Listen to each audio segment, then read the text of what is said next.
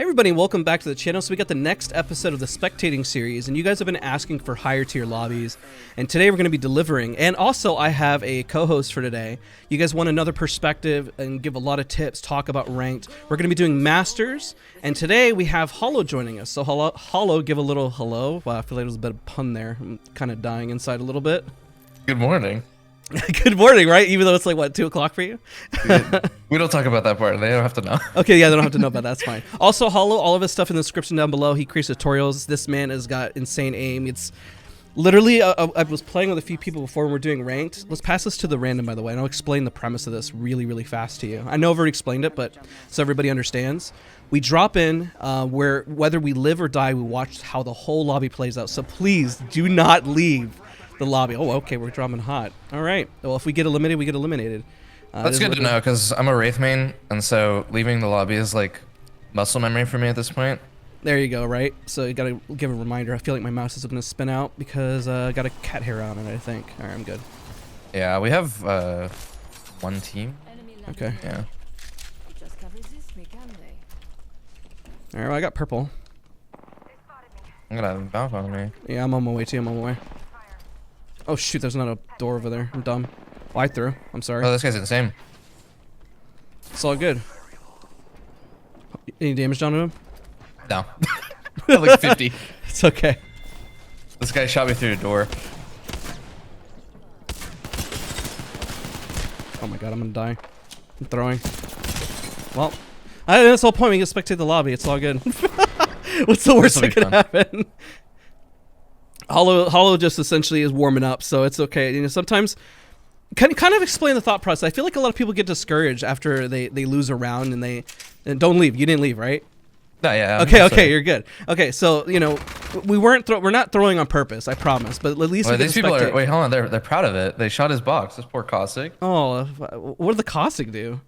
I don't know. Dude, they were duo squad. I can't believe we threw this hard. Okay, let's talk about where people get discouraged about ranked. Like, what do you do at this point? And like, also, what are they doing? Like, this is master lobbies. Like, what's going on here? Like, what is this? You know what I mean? So, I mean, obviously, like, I know that the goal is to spectate the lobby, right? So I'm not like trying too hard. I'm not going out of my way to like.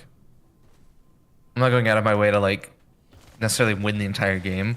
But yeah. I know that for other people, the goal is going to be different, right? If you're dying, you know, I mean, let's say you're plat or even gold, and you've fallen victim to the matchmaking, you've found your way into a master's lobby or whatever. Yeah. Sometimes it's just a matter of accepting that there's nothing that you can do about it and just going next. Like you in getting into this lobby is punishment enough, and choosing to punish yourself even more is kind of pointless. Real quick, wait, they both just left. Yeah, I'm getting offline stream sniped. That's crazy. Well, this team just got eliminated and pushed. So yeah, I mean that's a big tip. Did you see this Wraith just like empty a mag into this guy's it's fantastical. Look at that, small world, man. Also, what you'll notice at a lot of these higher tier lobbies is that it's always the same people. You're gonna realize that you'll make mistakes, you'll throw. It just is gonna happen. And sometimes when it's your first game on, you're still trying to get that flow and stuff. Like Hollow and I have played together before. We've won a lot. We've played master lobbies. We played diamond lobbies. Like it just happens, okay? And you can't get too upset whenever everyone in the lobby is assumed to be good, and the little mistakes really add up. So maybe I could have dropped closer to Hollow. I thought there was a door there. I honestly screwed up too. And our teammate had no was space. That was the one thing that, like, if I'll comment on that fight specifically, we had no space. We had no ability to command any of the terrain around us. I landed on the outside. The Valk landed in the top. So there's actually a hole in the very top middle of that POI.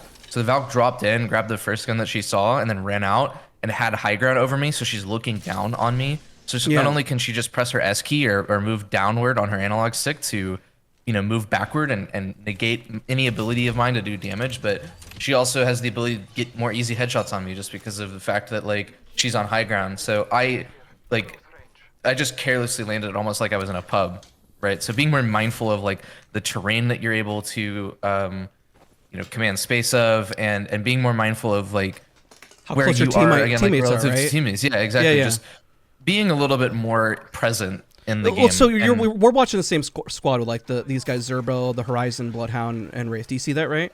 Yeah, yeah. Okay, so what would you say? Right now they're playing very, very separate. The zone is closing. Do you think this is an appropriate amount of time, or do you think they should be speeding this up? They got a lot of KP, by the way. It looks like they've cleaned up about 2 squads. Looking at this, So, I think that I mean, I know Zerba. Zerba's really good. I don't even think Zerba uses comms. I think he just uses pings, if I remember correctly. I can't remember, but I know that Zerba's really good Horizon, really good like controller Horizon. I've seen a lot of his stuff on Twitter. I mean, right now, like they are sitting on like a nice chunk of KP. The objectives change honestly whenever you get higher in RP. Like these people have a maximum of like 21,800 RP, which means that I mean, even still, like with all of the KP, I'm losing less than they are, like off drop. You know what I mean? I lost 70 for this game. Zerba is still losing like 73, so they still kind of need to like move, but I still think they're chilling because instead of panicking and falling victim to the idea that they need to get KP, they're putting themselves in a good position to just go out of their way to get the loot that they need. Zerba also has an alternator, which and is let's say ideal. let's say like you were to rotate on the map, where would you go? Like my instinct would be to go somewhere to hold left to cultivation or cultivation in general, or one of those like those buildings, you know, to kind of anchor. If we wanted to anchor and wait for a shot, I hard disagree with that. I think cultivation is not the best place to be. I actually would rather go terraformer, just because going from terraformer allows you to play from some form of height. Oh, he's showing the spread, by the way, the horizon. You see that? Yeah, he's testing it out. I wonder if he's played as a patch. Like, I think the change to Horizon was very healthy, especially for ranked. I don't know. I don't mean to like switch subjects, so I want to go back about holding different spots. I guess it depends. But let's circle back to that thought about where to hold and what makes a good spot to hold versus a bad spot to hold. Let's talk about that subject, but let's talk about Horizon first and ranked, and like especially at a high tier level. An interesting comment about Horizon. Zerbo's actually using the R9, so there's 4 guns that we know of as of right now that are immune to the Horizon changes. So it's R9, Prowler, Wingman, and I think Peacekeeper. I don't necessarily remember, but I just saw that on Twitter. I just saw a video of it on Twitter, and I think it was from Taxi. I'm not too sure.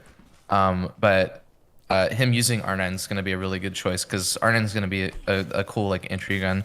So he's kind of making the best of it. You see, they're holding where I would naturally like these buildings. I think are really great to hold. I don't know about you, but like when they're around these edges, I think they're great gatekeeping spots or spots to wait until rotation. I think that one thing that one piece of perspective I'd like to kind of give is the fact that they're not taking things too seriously. They're all really good players and they're all confident enough in themselves that they don't actually have a crazy strat to like hold or do whatever. Like they're just testing out, like, I mean, they're just testing things out. Like he was just shooting nothing to see if the spread would work with the R9. Yeah. You know, they were just trying to do the super jump rollout off of the zip rail there.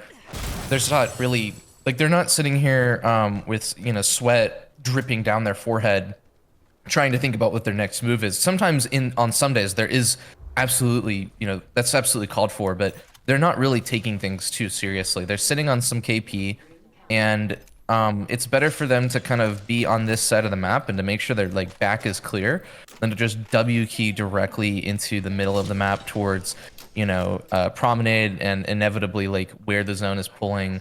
Where there's almost no named points of interest in it. I mean, I don't really know what to call this kind of a zone, but and also like, they're not taking it too serious. Like, because you know, we played ranked and we were playing before. Like, we're talking a lot and hanging out, but we're doing a lot of those things out of I guess you call it instinct and habit. Like if we were to get pushed, we know exactly where to stand and what to do. And I feel like that's really hard to teach sometimes in guides where individuals panic. They say, where am I supposed to go? What am I supposed to do? I feel like the fastest answer is to take height and occupy space. Kind of like what we said in Terraformer when we landed. We just weren't really occupying space at the start at all. Like we were just like... Yeah.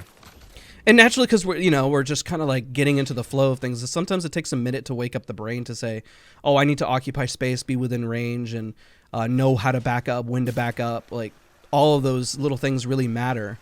Real quick before they get into a fight, I don't mean to cut you off, but they're most likely going to get to a fight taking the zip. One thing that I try to tell my audience whenever I do any form of commentary is like, There's whenever you say a word over and over and over again, it starts to not sound like a word anymore. Yes. And whenever you look at one specific point, like whenever you really hard focus on it, it starts to become blurry. Yeah. And whenever you hold on to something so tight with your hand that you end up crushing it, those kinds of concepts apply to the idea of trying to know what to do with ranked. I mean, these people are very, this team right here, they're very careless. Seemingly they're very nonchalant. They're not trying too hard. They're just vibing. They're just having fun. But they're all really good. They've all gone through the motions enough to the point where they don't need to panic or worry about what they're going to do in these very obvious moments where there is nothing to do. They're just kind of like they're right now they're kind of looking for a fight. They've not been fighting for a while. They've identified that there's been boxes at this small little compound up here. Zerba's kind of entering towards Promenade because they're going for a third which party. is very dangerous. But yeah, I mean, they're playing on the outside of it. They're not necessarily going directly in, which is really good. But they're just kind of walking up for now because they don't have any info yet. But you can kind of see that there's just instinct here. Like their goal is to go and fight and get KP because that's the objective of this rank system, and they hear shots, and so they're just going to go for it until they're told otherwise by whatever happens. The in the ring, game. So another team, recollect, and just knowing how to. I say that all the time to my audience. Like, you got to be able to enjoy the process of either losing or having fun. Yeah, don't focus on something so hard that it becomes blurry and that it becomes unachievable. Yeah, exactly. Turbo coming in right here with the flat line. He's gonna come over and good spray. Nice at this point, it's literally just one person, so he's just gonna stop. He's gonna just come in and clean up. You see how confident he is. Yeah, even if let's say taking the peak on the other side and then going from this side and then just taking the ego challenge. Yeah, Seer has damage. Basically, he still had basically nothing to do there though. Really fast armor swap, taking advantage of the jumping while in the box while on controller, making the best of the fact that you can't move in death boxes still for some reason. Please change that, Respawn. One day, right? I mean, now they got one additional KP, which isn't bad. I mean, sometimes you just got to fight for what you got to fight for, I mean, you got to take what you could get with this system. I mean, he's now positive, but only by a margin of 7. It's going to go up as the time goes on. They're in zone. Round 2's coming in. They're not going to... I mean, they're probably chilling with all of the meds and stuff that they got, but they're going to go back. If I were them, I mean, again, they're not sweating it too much. They're not, they're not panicking or anything. They're just vibing. But this team, I would go for the where they are now. There's a building on height that the zip lines take you to on the top right. Yeah. So we're in agreement. Those buildings are always really strong. It's like making sure your back is clear. I agree with that. Let's say the buildings over on the left side, if it was pulling over there, you know what I'm talking about, by a production yard, it's pretty strong because at least you know your back is cleared. If your back is cleared, at least you know you have you only need to look one direction. I always feel like a position is really bad to hold whenever you know you can get pulled up from every which angle, and you only have 3 people, which means you can only look at 3 directions at one point in time. So if your back is clear, why you have that's very true. Another reason why having your back is clear is really important is because of the fact that there's a concept that I like to try to teach people where in a battle royale, the last team in a given engagement to use their resources is the team that's going to win by default. Actually, excuse me, 1 second. You're good.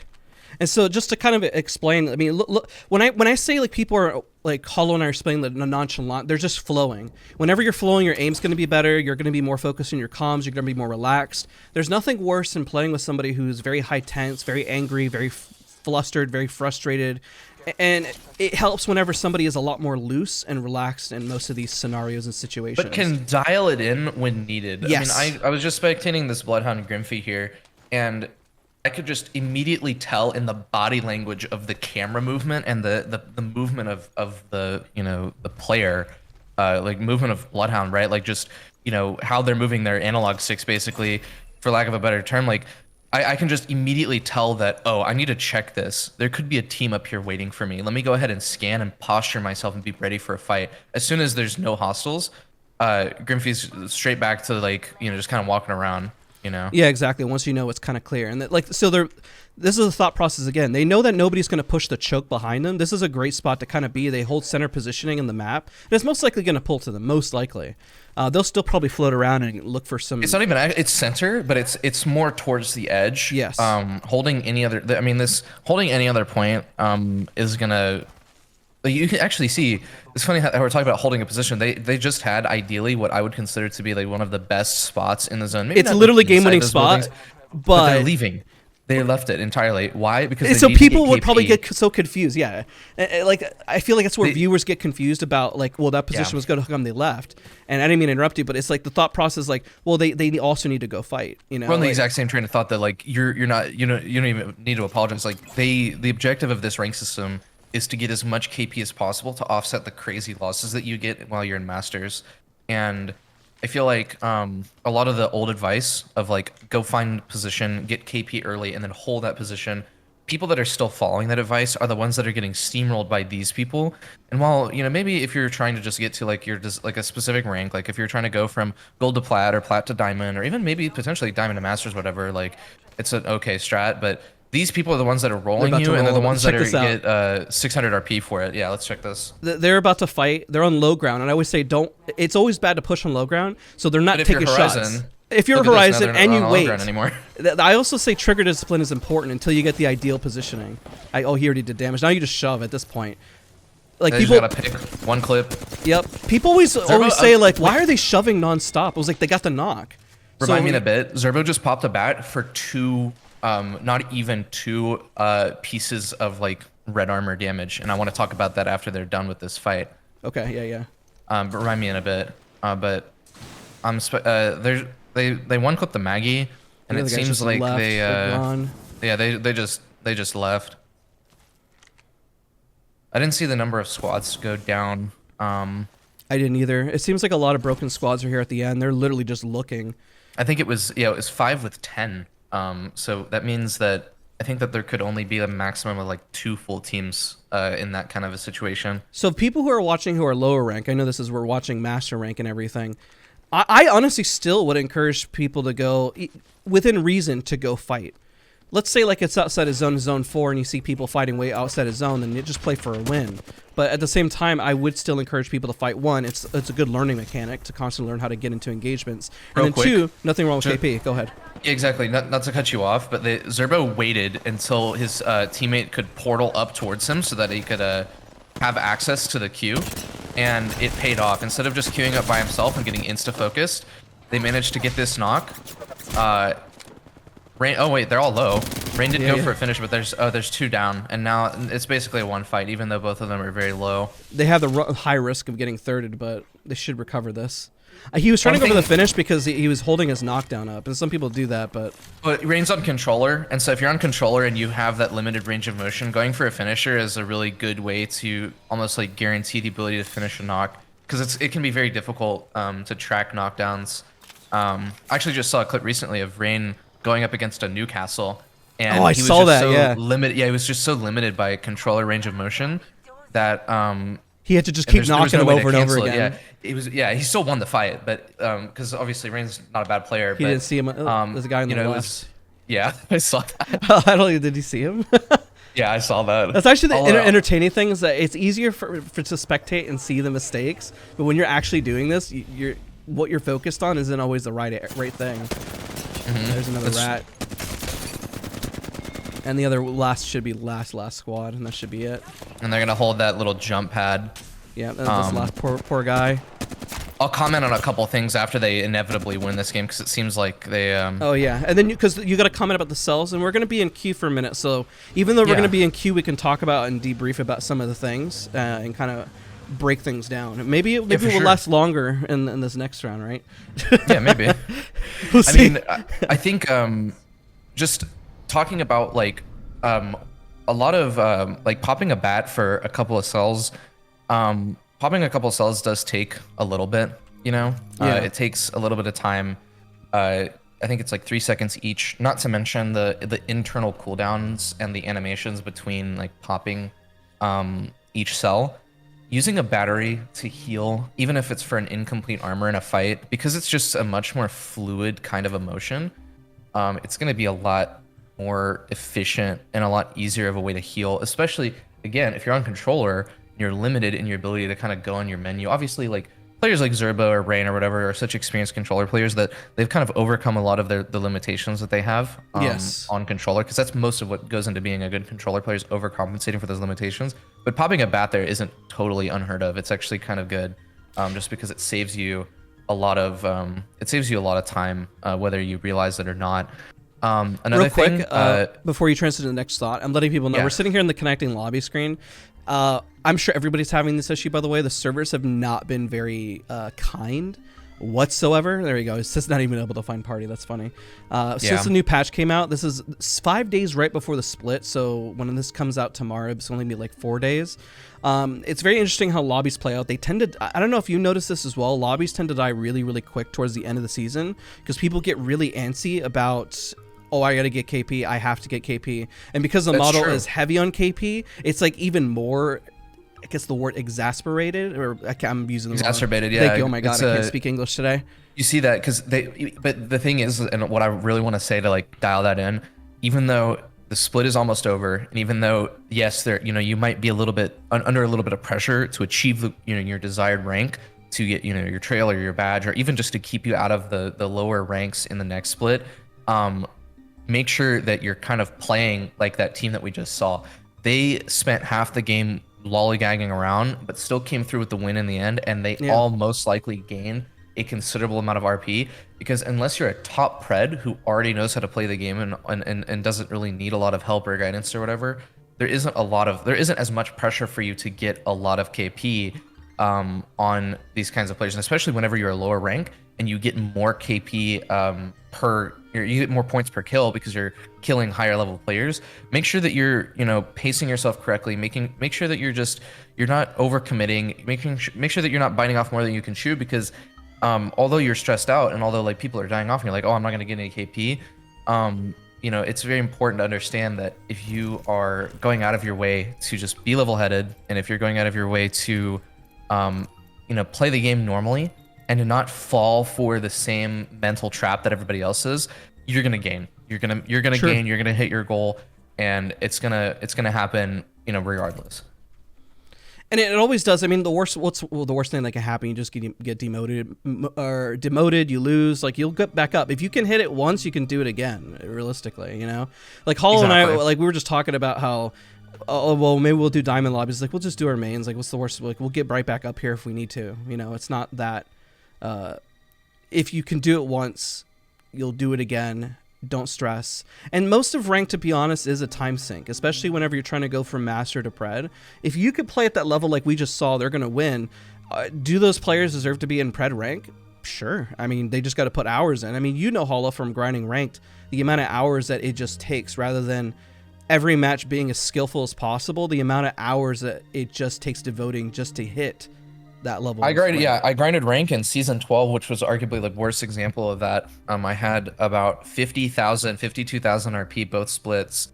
I peaked top 100 and then finished top 150, and I can sincerely promise you that I craved fighting good players. I craved the idea of 3v3ing a really good team, because all of the fights were so it just felt so unfair. The system was so unbalanced, and it was a time sink. I played a lot, and I had to play a lot. I started split 1 of season 12 like 2 weeks late, and I started the next split 3 weeks late, and the amount of time that I had to sink in to catch up off of that was unbelievable.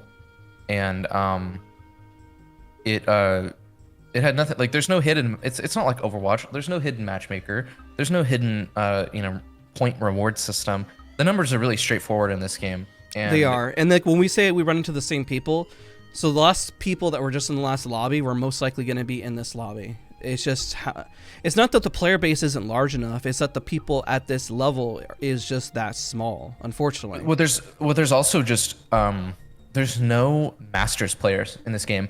Like, there's no incentive and there's no reason for people to play in Masters ranked unless they are streaming it or making content out of it.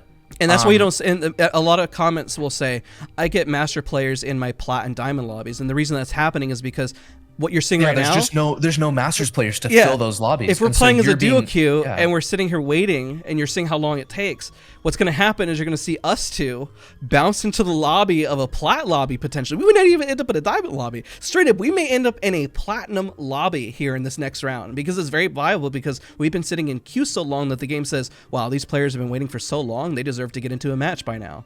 That's just how the system works. Unfortunately, the matchmaker is so heavily prioritizing queue times that because there's no Masters players, because everybody will get Masters, they'll hit 15k RP, and then there's literally no reason to play because you're gonna get the same rewards as a 30 or 40 or even, I mean, I don't even know if this has ever existed, but a 50,000 RP Masters player, right? You're gonna get the same exact rewards that they do, and so unless you're genuinely playing to improve, or unless you're trying to play, you know, it's like a squad and like train. Playing as a team, getting ready for a pride grind, maybe, you know, getting ready to go and play this game for a living, you know, unless you're trying to do all of those things, which are only applicable to a very small percentage of people, you unfortunately are just like, there's no incentive and there's no reason, and that ultimately is the game's fault. But I do get asked the question, why real quick, okay, there's just no Masters players. I really want to drill this in. Like, the reason why you as like a gold or a platinum player, and the reason why that problem exists, the reason why you're getting into these crazy high tier lobbies is because there are no Masters players playing the game. And you as a diamond player going up against predator players, like, there's no Masters players to fill the lobbies. Like, and you know where they go? All of the problems kind of they go in pubs. Yeah, exactly. They literally, that's why I say you go 3-stack pubs. Pubs is harder than ranked at times because those players stop playing ranked and they just go into pub and stay instead. And the matchmaking is just as aggressive in pubs, and so it can be overwhelming. So I think this episode is going to be really interesting for a lot of people, especially for those that, I mean, when you're ranking, there's no reason to rush the process. Like, if you're a platinum, don't sit there and rush to diamond and enjoy the process of platinum, because I tell you, the skips that ranked has are extremely, I almost want to say the word is egregious in terms of like very skill. drastic. Yeah, it's like from one rank to the other, the requirement to gain or do well in the experience that is not really taught to you is pretty monumental. And it's, I think, why the series does so well to kind of explain that thought process. I mean, realistically, if you're trying to grind as much as you see in Masters, like, us duo queuing is putting ourselves at a massive disadvantage. I don't think there are many people who would really personally enjoy the grind of solo queuing Masters to Pret. And unless you are a content creator and that's how you're going to make money off of it, there's no person probably in their right mind that's going to want to do that by themselves. It's definitely a headache, and it's definitely a lot of work, because let's say that Caustic, we really needed him to be on top of us. It was a squad of 2 that we could have easily handled, but if we were all in comms and just kind of, even if we're free-flowing, we should have come out ahead. You know what I mean? One thing, something weird about that team that we fought was we fought them, and then they just randomly DC'd. I don't even know. Like, I think the first person DC'd, you know, by the way. I think the first person DC'd, and I think the second person did as well, and then he just decided to back out. Yeah. Which goes to show that when you're in master rank, sometimes your RP doesn't really matter too much. It's like if you're around 17k and you know that Pret is around 30k, like, there's not much of an incentive to kind of keep you involved, you know? Pretty much. All right. I usually let the random pick. I would never personally have dropped Terraformer, especially in a master Pred lobby with a random individual. I personally won't do it, but listen, our third can do whatever the heck they want. So we'll let O'Doom. Yeah, no hate to that guy specifically. Like, no, there's nothing wrong with it. There, yeah. I mean, it was very ballsy. I mean, I respect it. Most of the time, like, it ain't gonna come out very well. I can tell you that. Especially with like a random third. Let's see what. Well, with Terraformer, like, you're gonna get pushed from Bionomics, you're gonna get pushed from Divide, you're gonna get pushed from Atmostation. And even if you rotate to Promenade, you relinquish. All right, we're gonna go here. All right, let's do it. Why am I picking backup Atmo? This is a really underrated spot. I agree. And it's you're gonna have Crafter, a large. We got 2 people with us. You're gonna have Beacon, 2 teams. Yeah, we can still. The thing with this is we could still like land in the back. Okay. It's a little too late to go anywhere else because this team just peeled to Alpha Base. Where are you gonna land? Where are you gonna drop? I'm gonna land like on this back side. I'm gonna land right here and I'll queue over to you. Okay. One's landing center, one's on the back side over there. Yeah. So this other team that's landing on the back side is most likely going to I don't know. Doom, our third is actually gonna loot like right underneath them, but it's really good because my ability is not as good as his at getting out of situations. He can cover so much more distance. I'll come over in a second with Loba ult. By the way, that's kind of why I'm picking Loba, just to kind of mess around and just kind of vibe. She's not the worst. She's not the best. She's just okay, you know? I mean, Loba has a really interesting role. I'm not the biggest fan, but I understand her place as a character and like why people play her. If you don't have the access to like the best loot, you know, it's not a bad idea to have a character that can help kind of pad your economy. Yeah, especially whenever it's down bad. Do you need a light mag? I got a level 2. Okay. I'm gonna drop ult shots. I'm gonna drop ult right here. I want to see if I can't get just the volume here. R301. But listen, whenever there is a Lobo on the team, not gonna lie, it is very nice. All right, I'm ready. I got R3 PK. I'm running R3 wing right now. All right, so they seem to be focused somewhere, like on a team across. There's people taking the zip inside. I don't know if that's the other team. They're fighting. Can't tell if that's from above or not. I'm just going from below. Yep. No, we got scanned. They just scanned us from top. So I don't want to overcommit. I don't either at this point because I think they're not committed. Watch out from height. They have really good peaks from up there. They do. Pathfinder's gonna take a little too much damage, I think. Nah, he's good. He grappled in. They have white armor up top, the Bloodhound. Let's see if we fight this now, hold on. We're gonna get thirded, but I kind of want to see if I can't make something happen. You going up? Okay. Nah, I'm not committing. Okay. They drop nade. They are playing Watson up there, so I couldn't do anything. Gotcha. The other team hasn't pushed up either. Our Pathy might. No, he knows what he's doing. We could probably take opposite side zips and push if we want to play that aggressively. Yeah, I'm just like trying to get this other team to come in and do something. See if I can get them to move over here. So at this point, we're taking such a long time in the fight. Most people always ask the question, when is a good time to rotate? Oh, there's a blue here. Oh my god, I'm blind. The goal here is just to get the other team to do something and to confirm whether or not they're still here. They might not do anything though. I don't think so either. They seem like they're just kind of hard stuck up there. Yeah, I'm literally just like, I'm just chilling. Get another scan on me. See if we can jack you want a 3-man, like, you put a zip and we go from like an angle that they don't expect. The other team is the other team. Yep. We could go from like the very backside and just like get on top of them. Oh, I gotta mute you in game. There we go. We're good. Forgot to mute you. My bad. They know. Oh, they're Valka. Go. Yep. Oh, he didn't zip. Almost cracked one. Flush. 36 flush in the middle. I'm gonna try to kill him out of the air. Hit him a little bit. I hit the one on the right though. Alright, I'm gonna go get height now. Yeah, yep. Our Pathy didn't zip. I would have been able to like zip up and maybe kill one. Yeah, we almost got that guy. It was close. Okay, so they were shooting a team northwest down this way. Yeah, I'm looking. Surprised they don't know left. where they went. Yeah. They had height and everything and still, I don't know. Yeah, I mean, that's beacon over there for Pathy. Those people were very afraid of dying. I can tell you that much. Like they did not want to do, they didn't really want to do anything. I mean, the zone's not far. Like, what do you say about teams that are like that? That's kind of why I was following around just to kind of get a look. Because I also do the same thing. Like, I poke and prod, and sometimes they stay too long. Like, if a team just does not want to budge, what would you tell an audience member right now? What would you tell everyone in the comment section? What would be your advice? Like, do you keep pushing and prodding until we get thirded, or do you just... I mean, it depends on, like... It depends on, like, what your goal is. If you're just trying to gain some RP, then I mean, hey, like you can leave whenever you deem the situation to not be worth it. You just have to make sure that wherever you're leaving to is not a rotation in for a third party. Sorry, Path, my bad. Crap. But I closed it. I didn't know he was gonna use it. I don't even have my thing key bound, so I'm over here apologizing to him, and it's not working. Push the talk. There we go. Unlucky. Sorry, Path. I didn't mean to close that. I got another one here for you. Here.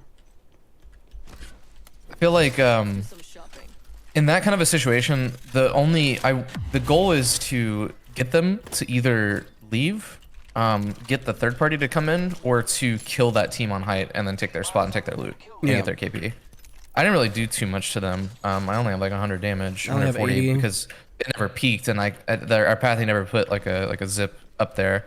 And I mean, that's where I wish I was like playing Horizon, so I don't really like Wraith, just because Horizon's mobility is ridiculous. But you had to get a team collectively to do something. This is why in my video that I posted yesterday, I said, guys, you have to understand that while her Q, like going up to shoot, has been nerfed, nothing beats taking the whole team all together at once, collectively, to go push something. Like that is an ability that only Horizon has the ability to do so. Unless we all collectively say Vantage, Q up, Pathfinder grappled up, to, and everyone uses their individual abilities to go up. But nothing beats just throwing a Q and then saying everyone let's go take height together right now. And with vertical mobility, you're moving in a way that other characters are physically incapable of moving. Like with Octane's stem, like if he runs from point A to point B, like I can still run from point A to point B. I'm just not going to be able to do it as fast as Octane. With vertical mobility, I'm going to be able to do, like you literally are doing things that are practically impossible, relative to what other legends, are going to be doing. And so that's game-winning spot right there if you wanted to win, but...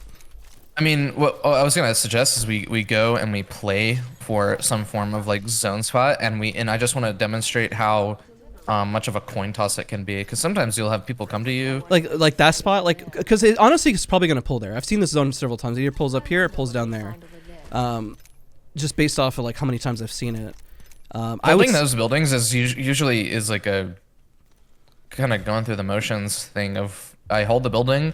One of us gets cracked, we have to go play the stairwell in the back, and then we just get Horizon ulted and naded out. Pretty and much. You just die. Unless you have the ability to properly rotate and kite yourself like throughout the entire building as a team. The other good spot is holding up north. I've seen it pull over here.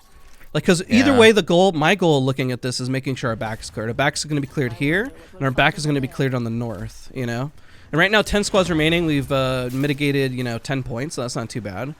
Yeah, but we've only mitigated 10 points out of the 70 exactly. that we're losing to make but this happen. I guess my point is we try to go fight. Yeah, I agree. To be quite honest, like even though we're holding here, and even though this is game-winning spot, winning a game is not important. Something that Noko actually, if you saw that tweet or you saw that news about Noko exposing like top preds. Yeah. On that website, a win rate actually, it's not about whether or not you win the game, like whether you come in first place, and like what counts as an actual win. A win actually just counts as like positive RP for the most part. And so like that's how the win rate is kind of being calculated. Shooting from up top to down below right there. Yeah. I'm gonna get off on this little spot and see if there's anything from like core or whatever right in front of us. That's crazy. No in that building. There's a guy on the roof. It's a pathy with a blue armor at him 30. I do not want to stay here. I don't either. I'm just grabbing something else. Valcult, come with me. Yeah, I'm with you. Come back to the building. They Valculted. Yep. Yeah, come back right now. Like, get to the zip if you can. Yeah, I don't want this team Valculting to like. Right here, they dropped. Oh my god, I fried this Valk. Nice, good job, good job. Cracked. That guy's flush. He's literally 20 HP, at least. Yeah. Here. So my math was off. Maybe 40. She tried going over the top of the canyon, and I read it like a book. Poor Valk. This team is gonna get shot on the back. I don't want to overcommit to kill them. There's places for them to like hide and LOS, but. So tell everybody why. Like that's also why we do this. So why don't you want to overcommit? I know why you don't want to. I know why, but I want other people to know why. Overcommitting is bad just because you're gonna get shot in your back. Like there's plenty of teams that could come from where we were just holding from, which is this building. Yep. And as a result, what could happen is we could have a team just walk up for free, and shoot us in the back. What I do want to do is I want to start walking up now, because they're not looking at us. They're not commanding space. Nobody is actively posturing themselves against us, and I'm not sure if they know, because the team that died most likely was the Rat Seer. So this is like, I'm gonna kind of walk up with the intention of getting something done. Pathy on me, actually. Okay. I'm lagging. I did thermite the inside. He did kind of back off. They have bang. There is a team down in terraform, or sorry, solar array or whatever down there that might push us. This bang ult, we might have to eat it. I don't think we give up our space on the roof. I don't think so either. Another team right behind us, like you mentioned. There's a bang on me. Actually, there's two on my door. Okay. So I have a flank nade. the other way.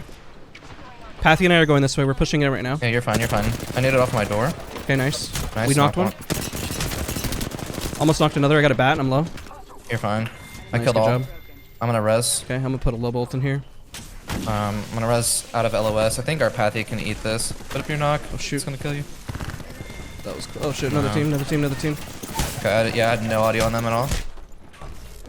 All right, I do want to spectate, so I'm gonna full commit. I would not normally full commit to something like this, but unlucky. Prowler's insane. Not bad, not bad. So that is right there. That is a perfect example. Sorry, I got a really weird name. That's a perfect example of committing to a really good spot for KP and getting greedy, but not being able to properly reset out of it. Our Pathfinder getting knocked and not being able to reset because of the fuse. This team that did push us did not have a fuse at all. Yeah, we got grief from another team as well. They took advantage of that. So getting knocked is the worst possible thing that could ever happen to you in a team fight. And I know that seems a little bit obvious, but we would have been able to potentially get armor swaps and at least have some chance at winning a fight against a third party, against people like this, the Bloodhound Wraith Pathfinder team. We would have had a chance against this team if the Pathfinder was just up and not knocked. Even, you know, because I call that in a fight slowing it down. An example, I almost got knocked because I was trying to drop an armor swap on the ground for him, but the fuse grenade almost knocked me too. But yeah, I mean, I got another armor swap, so it was fine. But in general, like, I backed out from the fight, even though I did my damage. I did. He did really great damage to Pathfinder, did 158, and then I just booked it out. Like, I just left. And the reason why is I didn't want to get knocked. I had like 30 HP remaining, you know? I definitely was playing it risky with him, but at the same time, I did all my damage. I knew that you would come in and clean up. The minute he got cracked in his low, I had to go back and look at the VOD. He should have backed out as well and let you come in and flank, and then after we bat, then we go back in. It's like, I call that slowing down the fight. Even though you're not slowing it down, but you're just thinking and just saying, okay, I got to heal. I got to get healthier. I need to get a little bit more health in me or batteries in me so then I can go back and actually do some damage rather than being the one who's lowest on HP. Exactly. I think just kind of talking about the fight from my perspective, because I don't know if you want to use my POV, but I do have it. One thing I want to kind of say is what I was trying to do is I had an arc star in my hand. And so I predictively threw the arc star at the door, hoping that the Bangalore was going to open it to get the arc star into the building and zone them off. The problem with that is that it zones me off as well. Because if let's say I arc the door and it gets inside, I have to stay on the outside, and even if I don't LOS the arc, even if I LOS the arc and I stay out of its explosion radius by playing on the very outside of the door, they can still swing me. And so, you know what? Actually, what I'll do, I want to talk about what this team is doing going into the end game. I'll talk about that fight and how I played it when we're in the lobby, and then but I'll focus on what this team is doing for now because that's more important. They're holding the spot right that I had mentioned. This is pretty much like I said, the zone is pulling game-winning spot. We went for KP, which isn't bad, by the way. Why is this game-winning spot? Why do you think this is game-winning spot? It's either the north side, like towards Alpha Base over there, is game-winning spot because the zone pulls slightly to the right, and you'll have the building itself rather than playing an open field, which we've knocked teams over there. Or if it pulls down to the south, just having like the building and having your back cleared in general. Whether you're holding, let's say, if you have a Caustic, Watson, or something, some ability to hold, then I think that it's a really strong spot. Okay, so it pulled north, and notice how, like I said, Alpha Base and north, because you have the buildings itself and you can just kind of posture. I think the idea is just posturing up and then showing presence and getting teams to pretty much. The reason why I think this is a game-winning spot, and I don't mean to necessarily interrupt, but it's you're coming down from low ground. Or so you're coming from high ground, so you're shooting down on everyone for the most part. Yeah. Let's look at this real quick. They're pushing this team in this choke. Yeah. They just finished off the Loba there. They're this Wraith, and so they're heat shielding. So you can already tell this Wraith hard scoping, my opinion, and like looking at the fact that they're heat shielding is I would know that they're automatically at they're either at a disadvantage, or B, they are you know, trying to just throw the heat shields out there to get loot, but they're not pushing into the choke. Yeah. And this is I would assume that this is done with the assumption that there's still another team left. Yeah. Wraith is climbing up onto this height to get a little bit of a beam onto the Bloodhound. They're not overcommitting except for the Pathfinder grappling in and kind of faking it.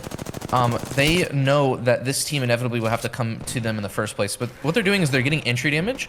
Bloodhound is popping ult. The Bangalore actually just went AFK. The servers are really great today. The Bangalore went AFK in the middle of the open, and so now that they've done that, they're going to full commit. And so it seems that they were playing this fight a little bit calculated and getting that entry damage, and now they can just kind of come in and herd them like sheep into a corner. That's another thing I want to talk about is entry damage. They waited. They were calculated on this fight. They didn't just blindly walk into the choke, even though they may have had the opportunity to. They may have had the space. They wanted to be a little bit more calculated, and they wanted to play that entry damage. The other guy, I think, is a rat or just a solo. This Pathfinder that's on the zip rail, and so they're gonna go in and they're just going to try to secure this kill. I don't know if there's an actual team. That's real quick before they get into that engagement. Entry damage is so important. Like even getting a crack can sometimes hold the same amount of value as a knock, because if I get cracked and I have to bat, that's 5 seconds that I'm not going to be able to command space. It's 5 seconds that I'm not going to be able to shoot my gun. It's 5 seconds that I'm going to have to be hiding in a corner, popping a bat, or repositioning in a way that prevents me from getting killed. And it drives me nuts when individuals, once somebody in their team gets a crack or gets close to a knock and nobody does anything. I can't, no matter the level, whether you're in gold, platinum, diamond, masters, and I see the same mistakes also made by master players where like you get that massive entry damage and nobody moves. And I don't understand why nobody moves, because you're just doing the same exact thing as somebody batting in a corner, like you said, for 5 seconds. So why People not are just shooting their gun for the sake of shooting their gun. There's no goal, there's no ulterior motive, and there's no objective of that fight. With every, like, whenever you have a fight like that, the goal of getting the entry damage and the goal of getting the crack is to take space. Yes. And in an event where you get entry damage and you're not able to take space, it's most likely a fight that you shouldn't be taking to begin with. Yeah, because like I say that many times. And you can't push, you probably should be like not taking that fight, because then why are you shooting to begin with? Like, yeah, like if you have that crazy advantage and you're still not able to do anything with it, then why are you there? You know, why are you fighting? Go somewhere else. Go reposition. You know. And it bothers me when teams run up in third party and then they just kind of sit there and don't really, like, let's say they're on the roof, but they're not making a play yet. And it's like, take different angles on the doors and try to create an opening. Otherwise, why are you here? And the take different angles on the doors thing is exactly what we tried to do, and is exactly what I'll talk about after this team inevitably kills this Pathfinder that they've been looking for forever. And there's the end. So yeah, like, real quick, just to comment on this game, I'm gonna talk for a little bit, if you don't mind. Yeah, because this is actually also the end. This is we'll consider this final thoughts, final tips guide here as we kind of sit in the lobby, because I told you, Hollow, this goes like really fast. It's such this went by crazy quick. I could talk for hours about this. Yeah, which is, if you guys want, please comment down below if you want Hollow to come back, because I mean, there's so much that we're able to talk about and kind of break down. Hollow did some great damage there. I love it. And yeah, so let's kind of close out with like 2 topic points, and I know Hollow wanted to cover a million things, but maybe we can cover it more in like the next episode if you guys want to. Well, I can actually summarize it really quickly. Sure. So in the fight that we took, you talked about taking different angles and everything. Yeah. There is some sort of rhyme and reason to that, and I kind of want to talk more about that maybe in a future video with you, and kind of expound upon it. Let's go in the firing range and go. Let's break it down. Let's go in the firing range and demonstrate. It's not necessarily something that you can demonstrate in the firing range, but I'll be happy to do that. I'll try my best. Well, let's go to that building to the far right where it's got different entrances, and we can try to simulate and talk through it. I think it'll be good just so they have something to look at, even if it's like not 100%. Yeah. Well, what I did in that fight that we took in that building, so just to kind of break down that sequence of events, we took the zip rail. We went in, we gained information, there were shots, right? I saw a Valkyrie ultimate. I immediately saw that they Valk ulted and they were looking at me. And that's one thing I want you guys to start paying attention to and getting yourself acclimated with, is the idea of looking at where other people are looking and where their hitboxes are facing. Because I saw that they were facing towards me, which means that they wanted to fly in my direction. Because that's what you do whenever you're off of a balloon or off of a Valk ult. You're going to be wanting to look at the direction that you're flying. Yes. And I knew that the building behind us was free. And so what I did was I'm like, we need to go back to that building now. And we did. And that Valkyrie got one clipped almost out of the air. And then we managed to get that, almost get that kill on the Seer. And at the very least, we prevented ourselves from having a whole team land behind us, and you know, prevent us from doing things. So being reactive, but also predictive at the same time, understanding that they want to take that building, going back for that height right away. Those areas, by the way, in the map are so strong, and that's why I keep pointing at those areas of like they have height. They have a fast rotation out if needed, if things get really, really bad. And most of the time, your back is to a wall, so you only have to look 3 directions. That is why they're such power positions, and they're literally like the fastest, easiest way to say, let's hold there. Like, Exactly. you can't get any more free than that. Exactly. And then what happened after we kind of secured that position, we defended our team correctly, Yeah. was we went into that building. Here, and let what me I did simulate it was, over here. yeah, so I'm going to go grab some nades. What I did was I had an arc star in my hand, and I wanted to get the arc star inside the building, but that may not necessarily have been the best play in that moment because it prevented me from being able to commit. We'll pretend there's a door right here. Yep. Yeah, so if you're holding the inside of that door, Yep. and I throw an arc star, let's say I throw it on the inside, Yep. I have to play right here on the doorway to make sure that I'm not having it be exploded. Granted, I don't necessarily need to crouch here, but what that gives you the opportunity to do is swing me. And because there were 2 people in here, Yep. what could have happened is I could have naded in, and they both could have just swung me on the outside, and that would have put me at a disadvantage and isolated me, and potentially caused us to lose the fight. Yeah. What happened instead was I tried to predictively throw it. I was going to throw it and then try to climb up to the roof to avoid that from happening. I was going to throw the arc into the building, climb up onto the top so that I had height and so that they couldn't double swing me. But what happened was I threw it in, and if you want to come here and I'll use this as the doorway example, I threw it in right here. So what I had to do was I had to climb up onto the roof. I mean, we're going to pretend like the damage didn't happen, but I climbed up onto the roof to prevent that damage from being taken. That zoned me off of the ability to command this space on the doorway when you and the Pathfinder pushed in from this side here. Yeah, they all turned and looked at us instead, yeah. Yeah, they all turned and looked at you guys, and the Bangler managed to get knocked, and you managed to get really low. And if I was in that fight sooner, I most likely, because of the fact that, granted, it might have played out differently because if they knew that I wasn't going to be able to push from that angle because I had naded it off.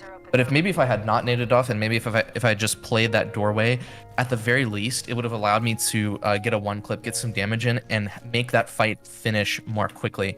And so it's something, if you're taking different angles, the level of coordination that you need to have and the level of understanding of how things work in the game from other people's perspective and from other people's point of view is insane. That's kind of the difference between like a Masters and a Pred player, Diamond and Masters player, is the ever-increasing ability to understand how the game is being played and what things look like from other people's eyeballs. Yes, and so also the thought process there, and it's why it's so hard to play with randoms at times, because if I can control, my actions, if I'm going to go at that angle and I'm going to back out, we don't know the variable of how our third is going to handle it. He honestly could have gone on your side randomly too and grappled over instead of pushing with me and abandoned me, or he could have not even pushed at all. He might not have. So if you understand the perspective of that as a random, and let's say, and you're playing at a high tier level, and you kind of know, like, okay, what's the setup? The setup is one person's going to nade that door right there, 2 people are going to flank from the back, we're going to duck and weave the damage, and the other person's going to come in for cleanup. Maybe I should have called like wait for my nade, so that I could then come in and peek. Communication and keeping everybody on the same page and trying to get everybody on your team to look at the game from almost the same pair of eyeballs is the most important thing, because whenever you have multiple like conflicting perspectives, or whenever you have somebody that's completely oblivious to what somebody else is going through, it leads to those arguments in the lobby, and it leads to lost fights and lost RP because it's not because necessarily aim. Sometimes at that point, like, it's assumed everyone can land their shots, and some people are gonna whiff, some people are not, and it really just depends. But as long as you're coordinated and you make a push, even if it's a slow coordinated push, I'll even make that. It's better to be a slow coordinated push than everyone running in like absolute chickens with their heads cut off. It's better for everyone to hit their shots very slowly than it is for them to miss very fast. Yes. It's better for everybody to stay alive slowly than it is for them to die very quickly sometimes. And that's hard because, like, I mean, whenever, let's say you're a good player and you're watching the series, that if you do a lot of damage, there's nothing more than you want. Let's say you took half the damage, you got cracked, but you did 100. Let's just throw it out there. You 358 damage because you dumped 2 mags out there.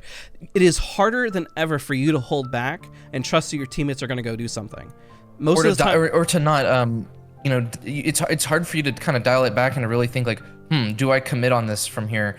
Because you don't want to hesitate. You just got 158 damage. You know that in order to, win the fight, you've got to knock all 3 players. But a lot of times what happens is you do 158 damage and your 2 teammates were batting, and you push in, you try to get the knock, but the other 2 teammates on the enemy team just kind of fry you. Yep. And so that soft reset and, being able to just reset yourself softly, almost not like a hard reset where you're running away and you're, completely removing yourself from the situation, but just realigning your understanding of what's going on in that moment is going to be one of the most valuable tools to be able to climb. And then how do you do this is literally got to put the time in.